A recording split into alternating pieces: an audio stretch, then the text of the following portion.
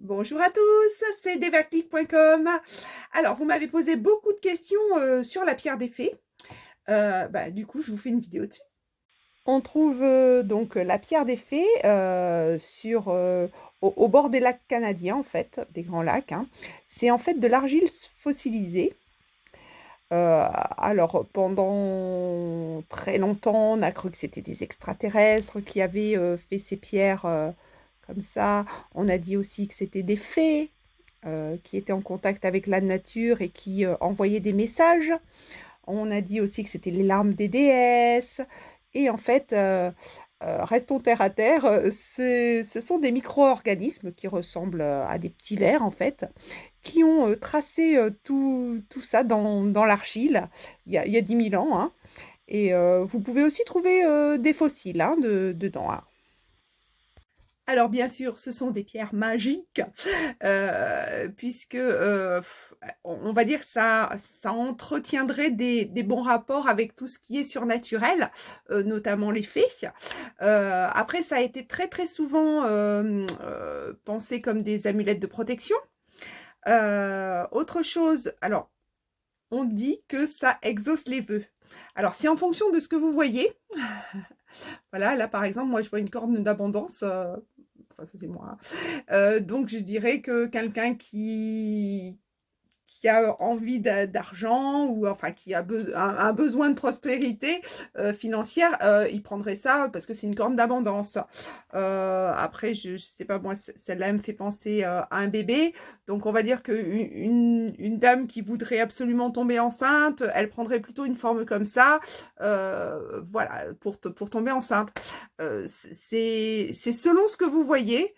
Bon, après, il y en a, c'est un petit peu plus subtil, hein, il faut faire marcher son imagination. Donc, selon ce que vous voyez dans la pierre, ça réalise votre vœu. C'est pour ça qu'elles sont toutes différentes et toutes uniques. C'est le but du jeu. Autre chose, alors il y a, alors celles-là vraiment, elles sont gris foncé. Les pierres des fées, on ne les trouve qu'au Canada. Mais, il existe d'autres pierres qu'on a appelées aussi pierres des fées, mais qui n'en sont pas géologiquement parlant, on va dire, et n'ont pas la même composition en fait. Vous avez, alors je vous montre les photos, parce que j'en ai pas. La pierre du Loess, en fait, ce sont des limons chargés de calcium, de silice. Alors, vous voyez, elles sont beige-jaune. C'est un peu différent, hein. Donc, c'est surtout, on le trouve du côté de tout ce qui est Rhénanie, on va dire, hein. Voilà. Autre chose, vous avez quelque chose qu'on trouve en France qui s'appelle les gogottes. Ah oui, ça porte un drôle de nom, hein. C'est aussi le sable de Fontainebleau. Voilà, donc je vous montre la photo. Donc là, c'est très très blanc.